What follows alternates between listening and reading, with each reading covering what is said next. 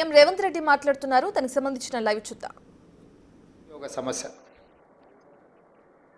ఈ నిరుద్యోగ సమస్యనే తెలంగాణ ఉద్యమాన్ని ఉవ్వెత్తున ఆకాశమంత ఎత్తుకు ఉద్యమాన్ని తీసుకెళ్ళి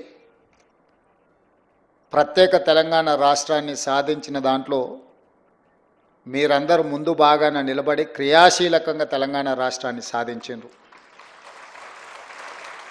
వచ్చిన తెలంగాణ రాష్ట్రంలో ఆనాటి ప్రభుత్వం మొట్టమొదటి ప్రాధాన్య కింద ప్రభుత్వ ఉద్యోగాల ఖాళీలను భర్తీ చేయడం ద్వారా ఏ భావోద్వేగంతో తెలంగాణ ఉద్యమంలో మీరు భాగస్వాములైనరో పరిష్కారం చూపిస్తారని మీరు, తెలంగాణ సమాజము, 4 కోట్ల తెలంగాణ ప్రజలందరూ భావించారు.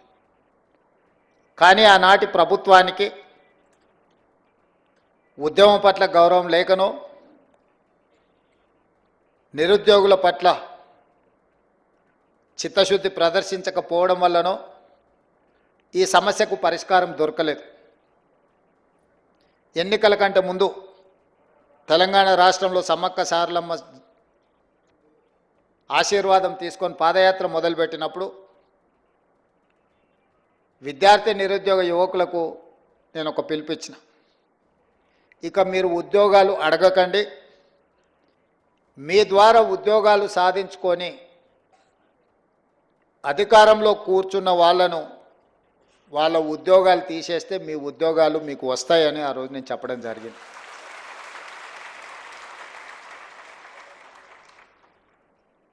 మీరు ఆత్మవిశ్వాసంతో గద్దెనెక్కిన వాళ్ళు విర్రవీగుతుంటే మీరందరూ పట్టుదలతోటి తండ్రి, కొడుకు, బిడ్డ, అల్లుడి యొక్క ఉద్యోగాలను మీరు తొలగించడం ద్వారా ఈరోజు మీ ఉద్యోగాలను మీరు శాశ్వతంగా అందిపుచ్చుకున్నారని చెప్పి నేను సందర్భంగా చెప్పదలుచుకున్నాను. ఈ ప్రభుత్వ ఏర్పాటులో మీ కృషి ఉన్నది, ఈ ప్రభుత్వ ఏర్పాటులో మీ పట్టుదల ఉన్నది.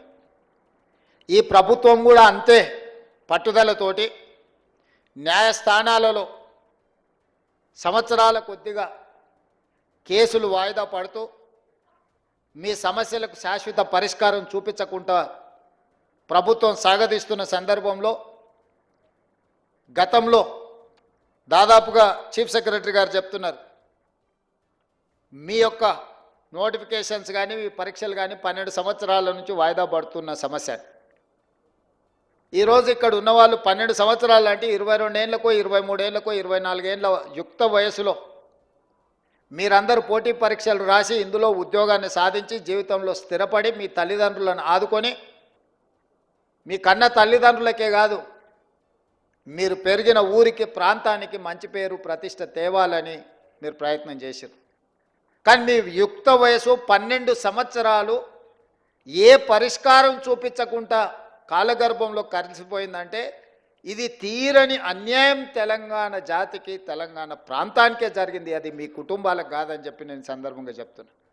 23, 24 ఏళ్ళ వయసులో ప్రభుత్వ ఉద్యోగాలకు రావాల్సిన మీరు 35, 36 ఏళ్ళ వయసులో వచ్చిరంటే 12 సంవత్సరాలు వృధాగా మీ కాలగర్భంలో కలిసిపోయింది అని అంటే ఒక మనిషి జీవితంలో ఎంత కోల్పోయినట్టో మీ ఉదాహరణనే తెలంగాణ సమాజం అర్థం చేసుకోవాలి. అందుకే బాధ్యత తీసుకున్న మరుక్షణం నుంచి ఇచ్చిన నోటిఫికేషన్లను, రాసిన పరీక్షలను, ప్రశ్నాపత్రాలను సంతలో సరుకులాగా అమ్ముతుంటే తెలంగాణ పబ్లిక్ సర్వీస్ కమిషన్ నుంచి వివిధ శాఖల యొక్క నియామకాలకు సంబంధించి ప్రత్యేకమైన సమీక్ష చేసి అధికారులను సమన్వయం చేసుకుంటూ న్యాయస్థానంలో ఉన్న చిక్కుముళ్లను విప్పుకుంటూ ఒక్కొక్క శాఖ నుంచి ప్రజలే సాక్షిగా ఏ ఎల్బీ స్టేడియంలో మేము బాధ్యత చేపట్టినమో, ఏ ఎల్బీ స్టేడియంలో మీరందరూ ఆశీర్వదించి మాకు ఒక ఉద్యోగ అవకాశాన్ని, ఉద్యోగ భద్రత కల్పించారో అదే ఎల్బీ స్టేడియంలో మా చీఫ్ సెక్రటరీ గారు వాళ్ళు అందించే వివరాల ప్రకారం దాదాపుగా 57,946 ఉద్యోగ నియామకాలు చేపట్టినమని గర్వంగా మీ ముందు నిలబడి నేను చెబుతున్నా.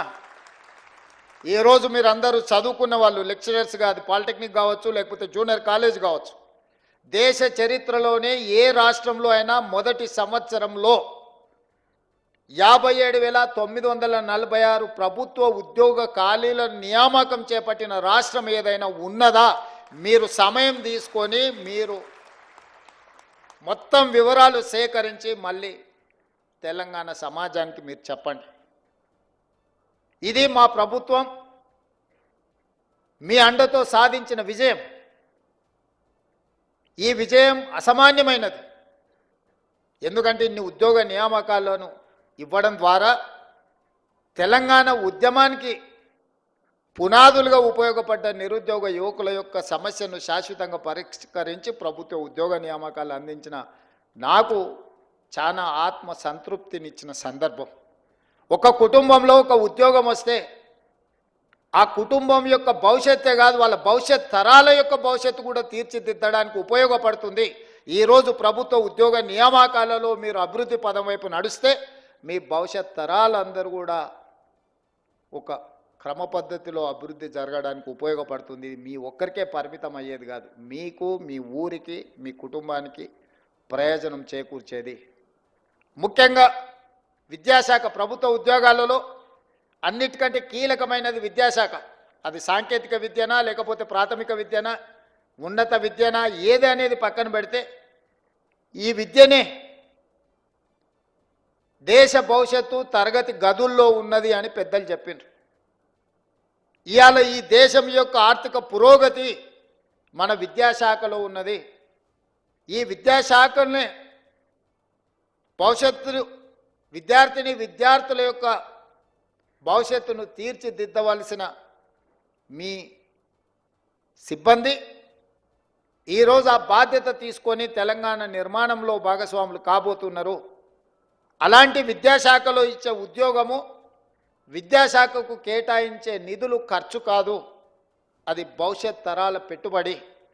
అందుకే తెలంగాణ రాష్ట్రంలో మొట్టమొదటిసారి 21,650 కోట్ల రూపాయలు విద్యాశాఖకు కేటాయించి విద్యకు మా ప్రభుత్వంలో ప్రాధాన్యత ఉన్నదని చెప్పి మేము ప్రయత్నం చేసినాం.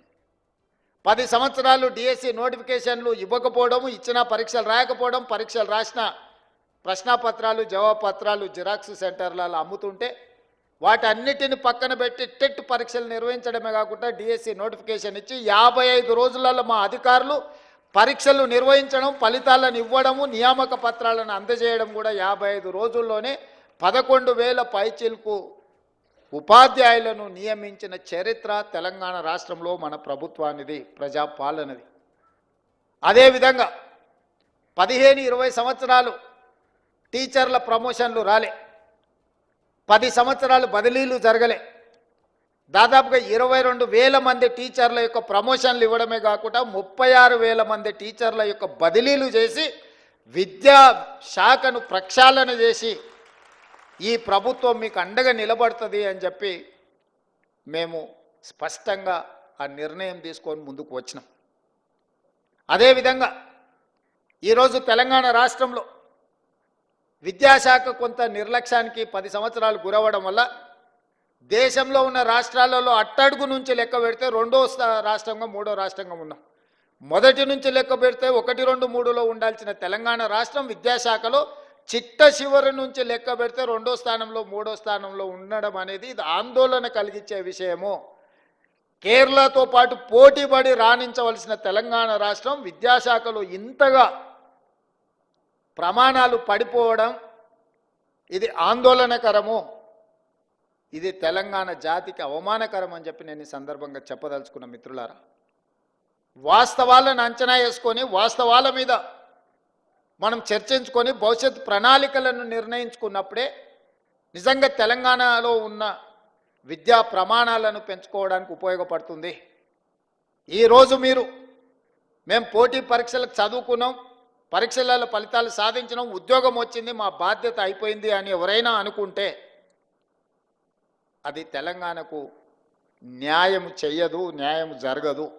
ఈ రోజు నుంచి మీరు రెట్టించిన పట్టుదలతో ఈ రోజు నుంచే మీరు ఇది ఉద్యోగం కాదు, ఇది ఒక భావోద్వేగం, ఈ తెలంగాణ నిర్మాణంలో మేము భాగస్వాములమైనాం, ఇది ఒక గొప్ప అవకాశం మాకు వచ్చిందని మీరు నిర్ణయించుకొని ఈ భావోద్వేగానికి పునరంకితం అవ్వడం ద్వారా తెలంగాణకు మేలు జరుగుతుంది, తెలంగాణ యొక్క భవిష్యత్తు రూపురేఖలు మారబోతున్నాయని చెప్పి నేను మీకు అందరికీ చెప్పదలుచుకున్నా.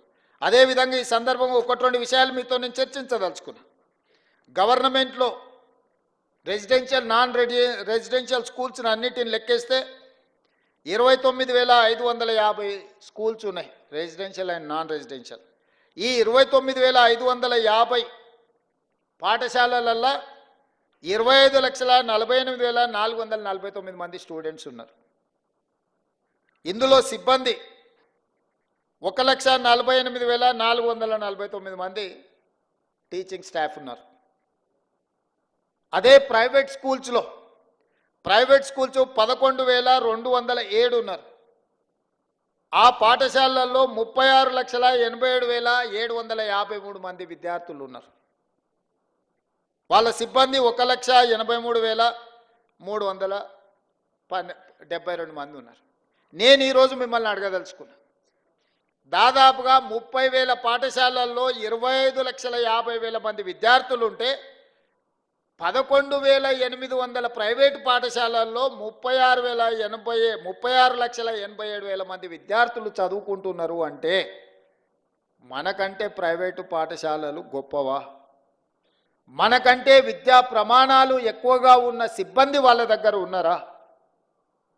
మనం ఎందుకు ఆ ప్రైవేట్ స్కూల్స్తోని కాంపిటీట్ చేయలేకపోతున్నాము? మన కాంపిటీషన్ ఎందుకు వాళ్ళతో పోటీ పడే విధంగా లేదు? ఎక్కడ లోపం ఉన్నదో దాన్ని ఆత్మ పరిశీలన చేసుకోవాల్సిన బాధ్యత ప్రభుత్వానికి, మీకు మాకు ఉన్నదా లేదా ఒకసారి ఆలోచన చేయండి అని నేను అడుగుతున్నా. ఈరోజు ప్రైవేట్ స్కూల్స్ చదువులు చెప్పే అక్కడ ఉండే ఉపాధ్యాయుల యొక్క ఎక్స్పీరియన్స్ కానీ వాళ్ళ చదువులు కానీ మీకంటే ఎక్కడ ఎక్కువ లేవు. నేను చాలా పాఠశాలల్లో వివరాలు తెప్పించిన, కానీ ఫోకసే ఎక్కడో మిస్ అవుతున్నాం. దీన్ని సరిదిద్దాల్సిన బాధ్యత మన అందరి మీద ఉన్నది. ప్రతి సంవత్సరం ప్రభుత్వ పాఠశాలల్లో విద్యార్థుల యొక్క చేరిక తగ్గుతూ వస్తుంది. విద్యా ప్రమాణాలు పడిపోతున్నాయి. ఇది ఆందోళన కలిగించే స్థాయికి చేరుకున్నాము. విద్యా ప్రమాణాలను పెంచడమే కాదు, ప్రభుత్వ కేటాయిస్తున్న నిధుల్ని మీరు లెక్కేయండి. ఈరోజు రెసిడెన్షియల్ స్కూల్స్లో నాకు తెలిసి ఒక్కొక్క విద్యార్థి మీద 40,000 ఖర్చు పెడితే, రెగ్యులర్ డే స్కూల్స్లో 80,000 నుంచి 90,000 ప్రతి సంవత్సరం ఖర్చు పెడుతున్నాం మనం. ప్రభుత్వ పాఠశాలలో నెలకు 2,000 ఫీజు పెట్టినా కూడా 24,000-25,000 ఖర్చు పెడుతున్నారు తల్లిదండ్రులు కానీ పిల్లలు కానీ. నెలకు 2,000-3,000 స్కూల్ ఫీజు కడితే కూడా ప్రైవేటు స్కూళ్ళల్లో చదువుకునే విద్యార్థుల మీద పెడుతున్న ఖర్చు 25,000-30,000 ఉంటే, ప్రభుత్వంలో చదువుకుంటున్న స్కూళ్ళలో 80 నుంచి ₹1,00,000 ఖర్చు అవుతుంది. 80,000 నుంచి ₹1,00,000 వరకు ఖర్చు అవుతున్న దాంట్లో ప్రధానమైన ఖర్చు అధ్యాపకుల యొక్క జీతభత్యాలు. ఇంత ఖర్చు పెట్టి మనము, ఇది ఖర్చు కాదు, ఇది భవిష్యత్తు పెట్టుబడి అని ప్రభుత్వం భావిస్తుంది.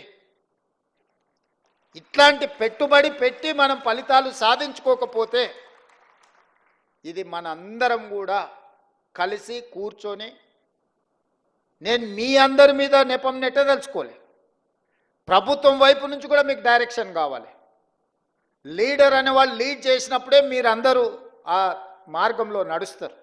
లీడరే డైరెక్షన్ లెస్కుంటే మీరు కూడా ఎక్కడికి వెళ్ళాలో మీకు గమ్యం తోయదు. డైరెక్షన్ లెస్ లీడర్గా నేను ఉండదలుచుకోలేదు. I wanted to lead my state. I wanted to develop my state. I wanted to improve my infrastructure. I wanted to take a better policy. Stanford, ఆక్స్ఫర్డ్లో చెప్పేటోళ్ళు ఏం గొప్పోళ్ళు కాదు. మన వాళ్ళే అక్కడికి వెళ్ళి అమెరికాలో మనోళ్ళు చదువులు చెప్తున్నారు. మన పిల్లలే అక్కడికి వెళ్ళి చదువుకుంటున్నారు. మీ దగ్గర నేర్చుకున్న వాళ్ళే చదువుకుంటారు. మేమందరం కూడా గవర్నమెంట్ స్కూళ్ళలోనే చదువుకున్నా. తెలిసి కేశవరావు గారైనా, నేనైనా, పొన్నం ప్రభాకర్ గారైనా, నాకు తెలిసి శాంతకుమారి గారైనా, అప్పట్లో ప్రైవేట్ స్కూల్స్ కూడా లేకపోయిండొచ్చు, ఐఏఎస్లో అయినా చాలామంది కూడా గవర్నమెంట్ స్కూళ్ళలోనే చదువుకొని వచ్చినాం.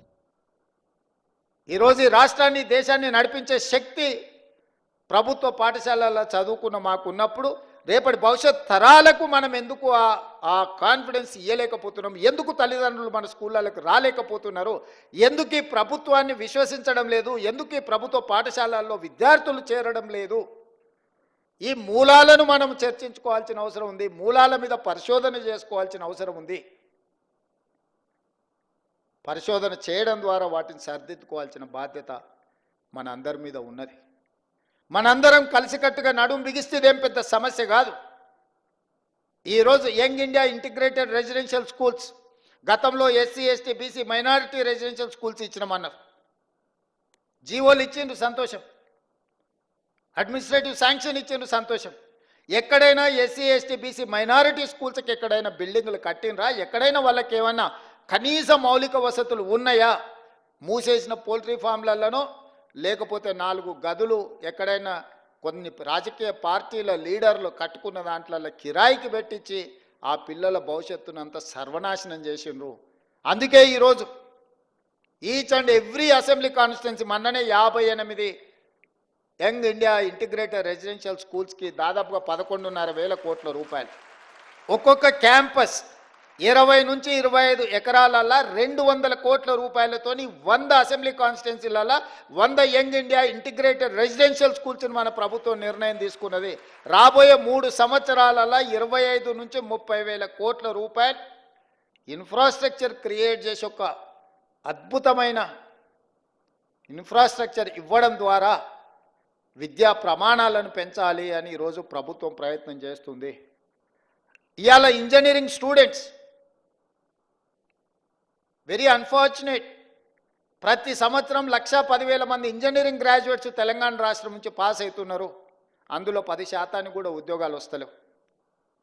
దాదాపుగా 1,00,000 మంది ఇంజనీరింగ్ గ్రాడ్యుయేట్స్ ఉద్యోగాలు దొరకక ఊరికెళ్తే తల్లిదండ్రులకు భారం అవుతామని, నగరంలో చదువుకున్న చదువు కాబట్టి ఇతర ఉద్యోగాలు చేయలేక కుటుంబాలు క్షోభను అనుభవిస్తున్నాయి.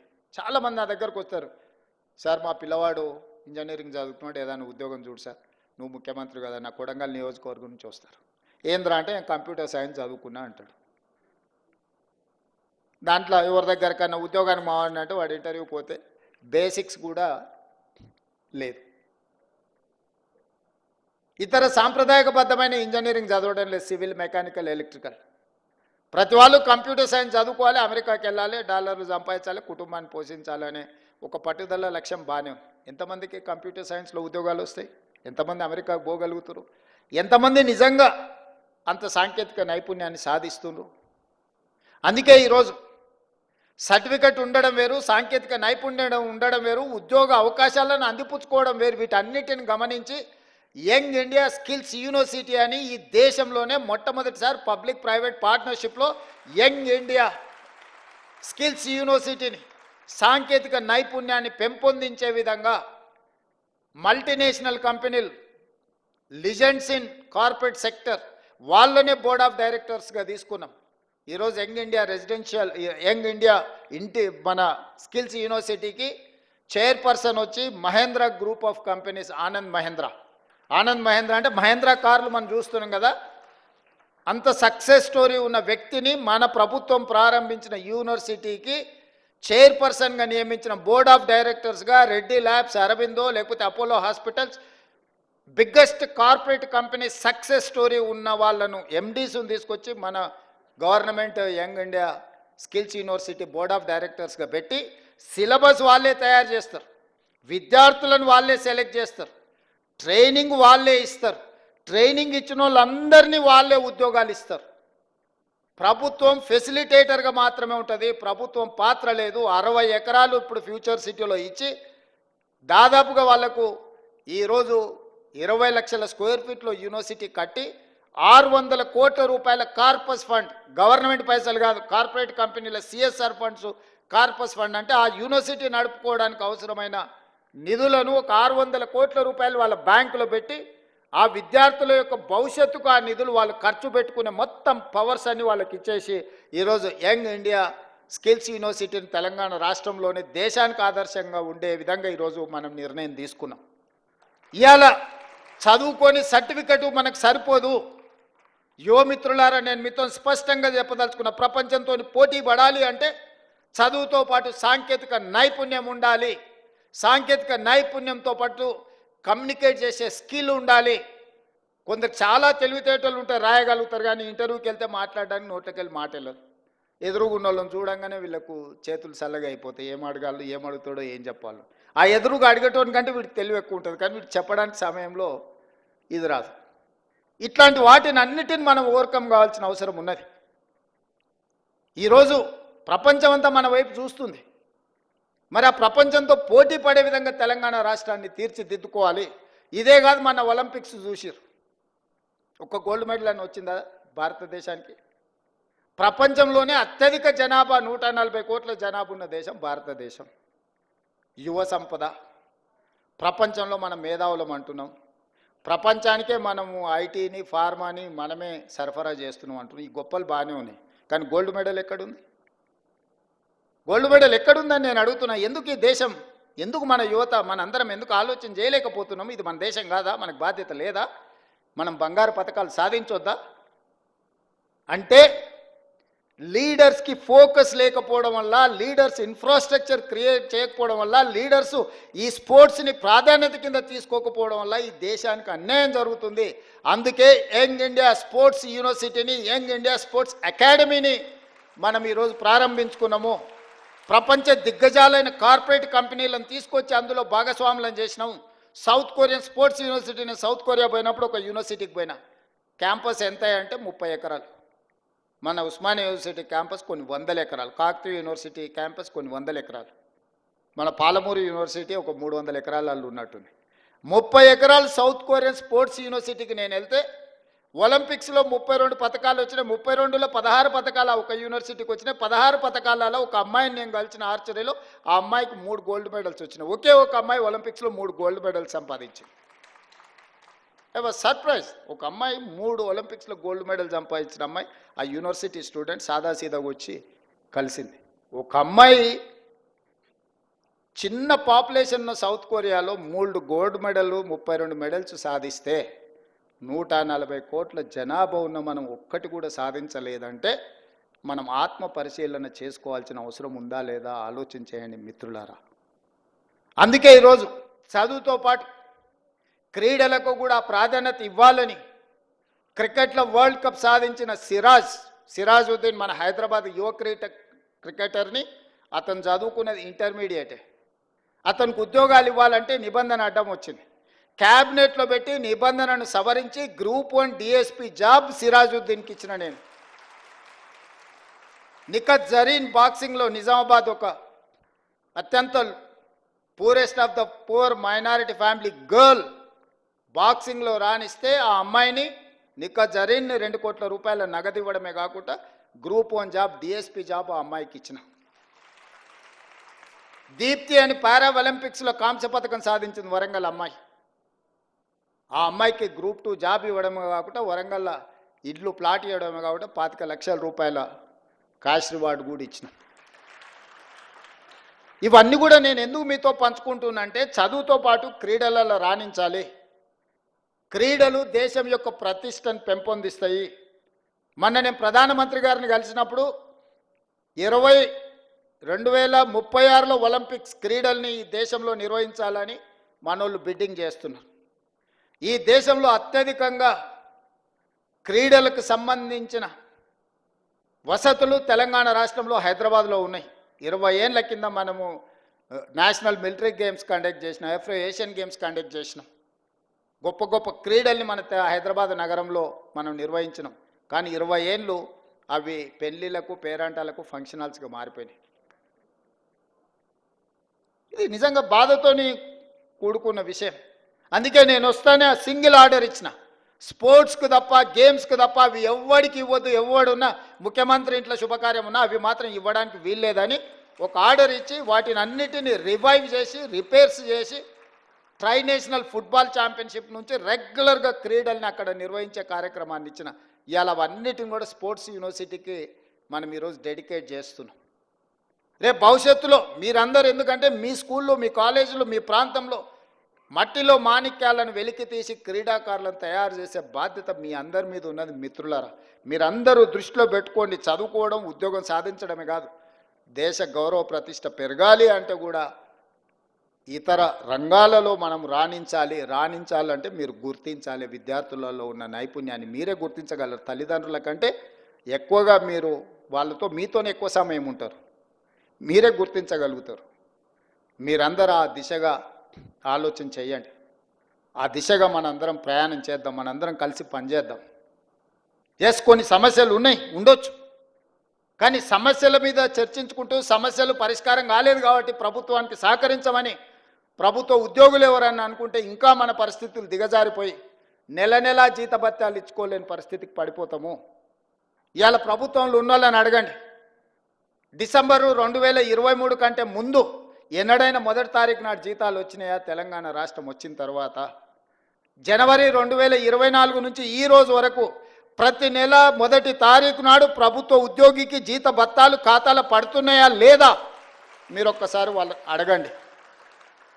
ఏ ప్రభుత్వం కోసం, ఏ ప్రజల కోసం మీరు నిరంతరం కష్టపడుతున్నారో మొదటి తారీఖు నాడు మీకు జీత భత్యాలు ఇవ్వలేదంటే మీ యజమాని మీదనో మీ ప్రభుత్వం మీదనో మీకు ఎందుకు విశ్వాసం ఉంటుంది? ఎందుకు నమ్మకంగా పనిచేస్తారు? అందుకే ఈరోజు ప్రతి నెల మొదటి తారీఖు నాడు నా ప్రభుత్వ ఉద్యోగులకు జీత భత్యాలు ఇచ్చే ప్రయత్నం నేను చేస్తున్నా. ఇప్పటి వరకు ఒక్క రోజు కూడా తప్పకుండా ఈ నెల చాలా ఇబ్బంది వస్తే రిజర్వ్ బ్యాంకులో ప్రత్యేకంగా తలకాయ తాకట్టు పెట్టి 4,000 కోట్ల రూపాయలు తీసుకొచ్చి మొదటి తారీఖు నాడు ప్రభుత్వ ఉద్యోగస్తులకు జీత భత్యాలు ఇచ్చిన. సరే, కరువు భత్యము, డిఏలు, కొన్ని విషయాలు మీరు అంటున్నారు. నేను ఒకటే మా ప్రభుత్వ ఉద్యోగ మిత్రులకు విజ్ఞప్తి చేస్తున్నాను. ఈ ప్రభుత్వం మీది, నేను కస్టోడియన్ మాత్రమే. నేను మీ అందరి తరఫున సమన్వయం చేసేవాడిని. నాకంటూ ప్రత్యేకంగా కిరీటం ఏం లేదు. నాకేదో పెద్ద స్ట్రేచర్ ఉందని కొంతమంది మా స్ట్రేచర్ పెద్దదని. ఇంతకుముందే మా ఎమ్మెల్యేలు చెప్పేసిన స్ట్రేచర్ ఉన్నాయని స్ట్రెచర్ మీద కొండి, స్ట్రెచర్ మీద నుంచి మార్చరికి పోతాడు రేపు పొద్దుగాల. స్ట్రేచర్ అనేది పొజిషన్కు ఉంటుంది, ఇండివిజువల్కి ఉండదు. ఇండివిజువల్ పర్సన్కో ఇండివిజువల్ కాస్ట్కో స్ట్రేచర్ ఉండదు. ఎమ్మెల్యేకి స్ట్రేచర్ ఉంటుంది, ప్రభుత్వ ఉద్యోగికి స్ట్రేచర్ ఉంటుంది, ఎమ్మెల్యేకి స్ట్రేచర్ ఉంటుంది, ఎంపీకి స్ట్రేచర్ ఉంటుంది, ఎమ్మెల్సీకి స్ట్రేచర్ ఉంటుంది, మంత్రికి స్ట్రేచర్ ఉంటుంది, ముఖ్యమంత్రికి ఉంటుంది, గవర్నర్కి ఉంటుంది, ప్రధానమంత్రికి ఉంటుంది, రాష్ట్రపతికి ఉంటుంది. ఆ కుర్చీకి స్ట్రేచర్ ఉంటుంది.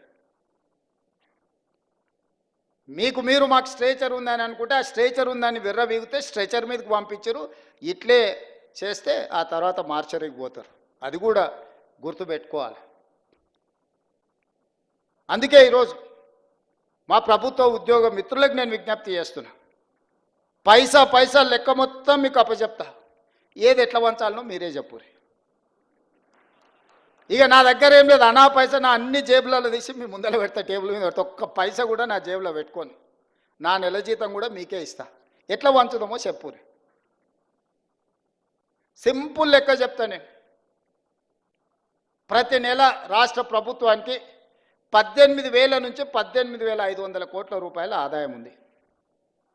ప్రతి నెల రాష్ట్ర ప్రభుత్వానికి 18,000 నుంచి 18,500 కోట్ల రూపాయల ఆదాయం ఉంది. ఓ నెల 200 ఎక్కువ, 200 తక్కువ. ఇది ప్రతి నెల ఆదాయం. 6,500 కోట్ల రూపాయలు ప్రభుత్వ ఉద్యోగస్తుల జీతభత్యాలు, పెన్షన్లు, అవుట్సోర్సింగ్, కాంట్రాక్ట్ ఏదన్నా అనుకోండి, మీకు ప్రతి నెల జీతభత్యాలు ఇవ్వడానికి 6,500 కోట్లు పోతున్నాయి. ఇంకొక 6,500 కోట్లు అయ్యగారు చేసిన అప్పులకు తప్పులకు ప్రతి నెల 10 తారీఖు లోపల కట్టాల్సి వస్తుంది. 7 లక్షల కోట్ల అప్పులు చేసిండు, కాళేశ్వరం లాంటి తప్పులు చేసిండు.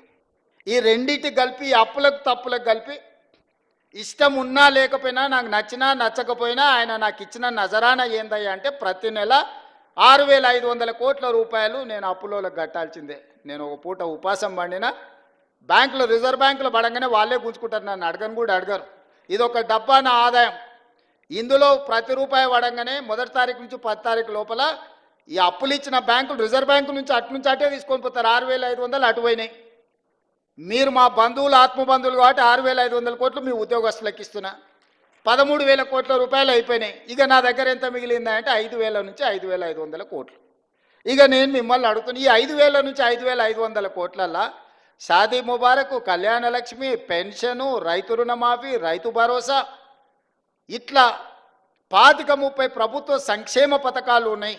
ఇవి కాకుండా అర్ధాంతరంగా ఆగిపోయిన కాళేశ్వరం కట్టాలి, కూలిపోయిన శ్రీశైలం లెఫ్ట్ బ్యాంక్ కెనాల్ని కట్టాలి, పాలమూరు రంగారెడ్డి ఎత్తిపోతలు కట్టాలి, రీజనల్ రింగ్ రోడ్కు నిధులు ఇవ్వాలి. ఈ రాష్ట్రంలో ఏం అభివృద్ధి చేయాలన్నా కూడా ఇందులో నుంచే తీయాలి. ఇక నాకున్న వెసులుబాటు 5,000 నుంచి 5,500 కోట్లు. నేను ఇచ్చిన గ్యారంటీలు కానీ అంతకుముందు నుంచి వచ్చిన వారసత్వం కానీ ఇవన్నీ కలిపితే నాకు ఇంకొక 18,000 కోట్లు కావాలి. వాస్తవంగా ఆయన కాంట్రాక్టర్లకు అగ్రిమెంట్లు చేసిండు, ఆయన కమిషన్లు తీసుకొని ఆయన వెళ్ళిపోయిండు. ఇవాళ వాళ్ళ పేమెంట్లు నేను వచ్చి కూర్చున్నప్పటికీ 42,000 పేమెంట్లు బకాయిలు పెట్టిపోయిండు ఈ కాంట్రాక్టర్లకి. ఇక విద్యుత్ శాఖ ఇవన్నీ మళ్ళీ పక్కన పెట్టాలి. అట్లా నేను మినిమం వెల్ఫేర్ ఉన్న వాటిని ఒక మాదిరిగా నడపాలంటే నాకు 22,000 కోట్లు కావాలి. 22,000 కోట్లు నాకు వస్తే ఇప్పుడున్న కమిట్మెంట్స్ ఏదైతే వెల్ఫేర్లో ఇప్పుడు నేను చెప్పిన రైతు భరోసా కావచ్చు, లేకపోతే ఆర్టీసీ బస్సు కావచ్చు, లేకపోతే ఉచిత కరెంటు కావచ్చు, ఇంటికి సిలిండర్ కావచ్చు, రాజీవ్ ఆరోగ్యశ్రీ, ఇట్లా ఇవన్నీ కలిపితే 22,000 కావాలి. 22,000 అంటే 13,000 ఇవి తీసేస్తే 9,000 కోట్లు ఉంటే నేను ఇవన్నీ సమన్వయం చేయగలుగుతా 15 తారీఖు లోపల. ఇంకొక 8,000 కోట్లు ఉంటే ఈయన కాంట్రాక్టర్లకు పెట్టిపోయిన అప్పులకు బిల్లులు కట్టాలి. ఆ బిల్లులు పక్కన పెట్టినా కూడా 9,000 కావాలి. 9,000కు నాకు 5,500 ఉన్నాయి.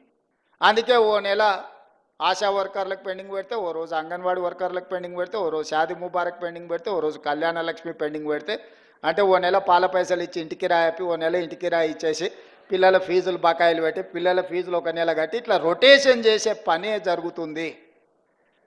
ఇవన్నీ నేను చెప్తా, రాష్ట్రం దివాలా తీసిందని బయటికి చెప్తావా నువ్వు అంటాడు. ఊపర్ శర్వాని అందరు పరిశాని. ఎన్ని రోజులు కప్పిపుచ్చుకోవాలి? క్యాన్సర్ ముదిరిపోతుంటే నేను బాగున్నా, కండలు తిరిగినాయి, నాకు 6 ప్యాక్ ఉందని ఎన్ని రోజులు అబద్ధం చెప్పాలి నేను? మీరు చెప్పండి. ఈ రాష్ట్రానికి ఆర్థికంగా ఆయన గారు క్యాన్సర్ ఇచ్చిపోయిండు. ఆ క్యాన్సర్ నుంచి నేను కోలుకొని దాన్ని ఏదో రకంగా ఆరోగ్యం సాధించి దీన్ని ముందుకు తీసుకెళ్లాలనే ప్రయత్నం చేస్తుంటే నువ్వేం చేయలేదు, నువ్వు దిగిపో అంటాడు. అరే మీరు అందరు 5 ఏళ్ల కోసం కదా ఎక్కించింది, నా పేరు మీదనే మీ దగ్గరకు వచ్చి దండం పెడితే రాహుల్ గాంధీ గారు వచ్చి అరే గీననే మా ఓడి నన్ను చూసి ఓటేరి, నన్ను కూడా చూసి ఓటేరి అని 10 నెలలకే దిగిపో అంటాడేంది? 10 ఏళ్ళు కుర్చీలో కూర్చున్నాయన.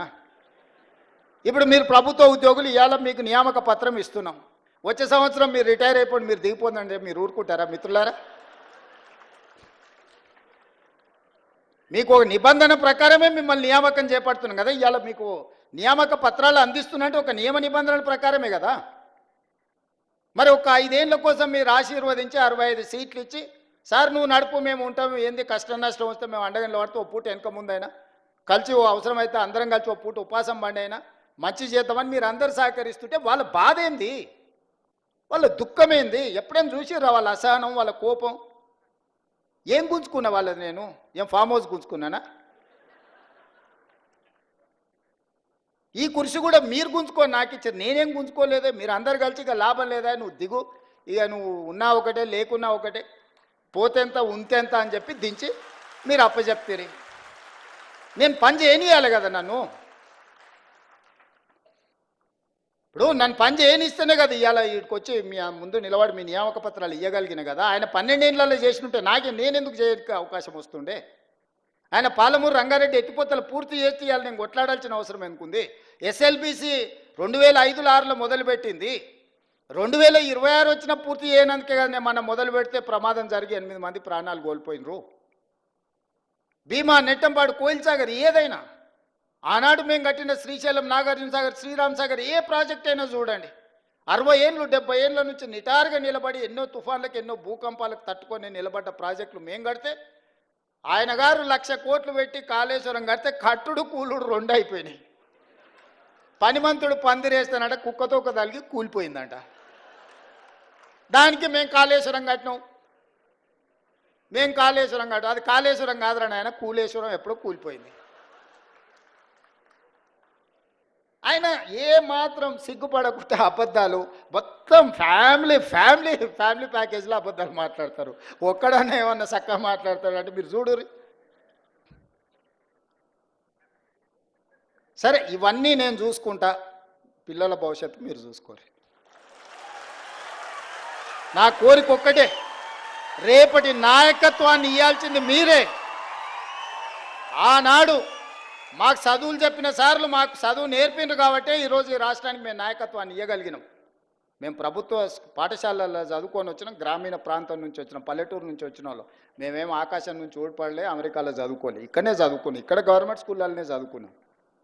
కానీ ఈరోజు ఓ బాధ్యత నెరవేరుస్తున్నాం, దీంట్లో ముందుకు వెళ్తాం. ఇందులో ఇట్లాంటి ఒడిదుడుకులు వచ్చినప్పుడు మేము ఎదుర్కొంటాం. అవసరమైనప్పుడు మీరు సహకారం అందిద్దురు. రేపటి భవిష్యత్ తరాలను నిర్మించడానికి మీ సహకారం అవసరం మిత్రులారా. కొన్నిసార్లు ఏదైనా అటు ఇటు పూట వెనక ముందు ఆలస్యమని, ఇది మన కుటుంబము. మన కుటుంబంలో నెల జీతం సరిపోనప్పుడు మనం ఎట్లయితే సమన్వయం చేసుకొని ఓసారి ఇంటికి రాయి 4 రోజులు, ఓసారి పాల పైసలు, ఓసారి పిల్లల ఫీజులు, ఓసారి ఆ దవాఖాన ఖర్చులు, ఓసారి పండుగ కొత్త బట్టలు కొనుక్కోకుండా కూడా పాత వాటిని ఉతికి ఇస్త్రీ చేసుకొని మంచిగా దొడుక్కుంటాం. వీళ్ళు ఎదురుగున్నోళ్ళు ఏమన్నా అనుకుంటారేమో. ప్రభుత్వం కూడా గింతే. ఇదేంది లేదు, మీ కుటుంబం నా కుటుంబం ఏందో ఈ ప్రభుత్వం కూడా మందే. అనా పైసతో సహా అన్ని లెక్కలు మీ ముందర పెడతా.